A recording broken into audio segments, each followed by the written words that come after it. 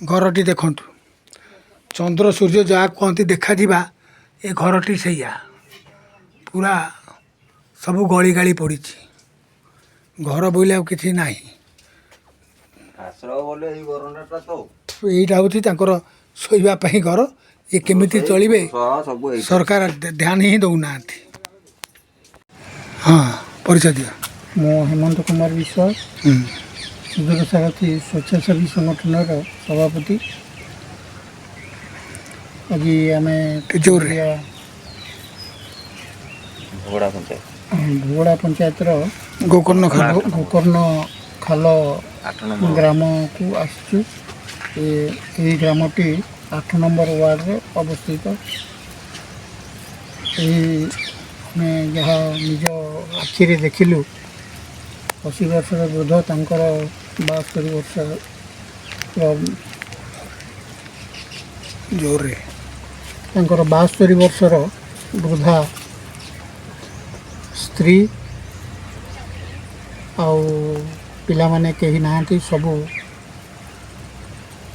केवड़े सब अच्छा कहार अता पता नहीं भोक उपास रोचती। घरे घर चाल भांगी पानी गलुची मात्र 2 गुंठु 3 गुंठु तांकर बारी से 3 गुंठु बारी रे परिया पत्र लगे पाख हाट रे बिकी चलुछंती। यही अवस्था एत वर्ष योजना आज पर्यंत पाखे पहुँची ना। कौन कहे ये जो अभी जाके प्रधानमंत्री आवास योजना है नहीं ताको न्याय मिल ना नहीं न्याय मिलवाई वृंदावन दास आजाद सचेतन महासंघर आवाहक एवं सभापति से निजे आसी मो सहित प्रत्यक्ष देखी। मु आशा करुच्ची न्यायालय जरिया तांको आवास योजना रे शामिल करने आदेश प्राप्त कराई। धन्यवाद। धन्यवाद। आम बर्तमान आसी पहुँचीचु तिगिरिया ब्लॉक भोगड़ा पंचायत गोकर्ण खाल ग्रामर 8 नंबर वार्ड रे श्याम घन नायक घर देखु। ये घर अवस्था कौन घर बोले एति से पछरे बाड़ी खंडे चलबार कि ना बड़ पुओटी बापा माँ को छाड़ी पलि चलबार कि ना भत्ता 2 जन पाँच रेशन कार्ड खंडिए कि आमदानी ये ना से अभी जाके घर खंडे मिलने आम पेपर देखा आसचु।